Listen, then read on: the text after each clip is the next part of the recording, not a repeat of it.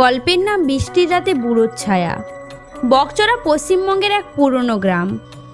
অমিত এসেছিল ইউটিউবের জন্য ভূতের গ্রাম নিয়ে ভিডিও বানাতে। গ্রামে ঢুকতেই প্রথমে শুনেছিল, এই দিকটাই রাতে যাস না, বুড়ো অজিতের ছায়া দেখা যায়। অমিত হেসে বলেছিল, ছায়া আবার দেখা যায় নাকি? কিন্তু সন্ধ্যের পর ঝড় বৃষ্টি নামতেই সব কিছু বদলে গেল। মাধবী দিদি বলেছিল, আজ বাইরে যাস না বাবা। আজ সেই রাত যেদিন অজিত বাবুকে পুড়িয়ে মারা হয়েছিল, রাত 12টা। অমিত একাই শ্মশানঘাটে চলে গেল। ঝড়ের দমক, নিঃশব্দতা, আর হঠাৎ দেখা গেল এক বৃদ্ধা, সাদা ধুতি পরা। লোকটি বলল, আমি অজিত সেন, এই গ্রামের জমিদার ছিলাম। আমার ভাইয়েরা এক রাতে জীবন্ত পুড়িয়ে মেরেছিল এই শ্মশানে। আমার জমির কাগজ লুকোনো ছিল, সেটা নিতে চেয়েছিল।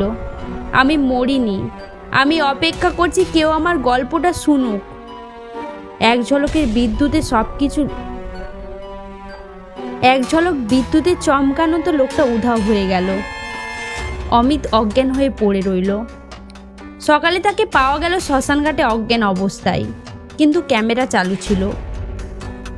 ভিডিওতে ধরা পড়েছিল ছায়াময় মুখ, পোড়া হাত আর ফিসফিস করে গলা।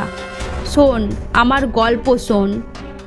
পুলিশকে ডেকে সব কথা জানানো হলো। পুলিশ শ্মশানের মাটি খুঁড়ে একটা কঙ্কাল পেল, যেটা ছিল অজিত সেনের নামে। সেদিন গ্রামের লোকেরা অজিতবাবু শেষকৃত করলো। সেই রাত থেকে আর কেউ দেখেনি বুড়োর ছায়া।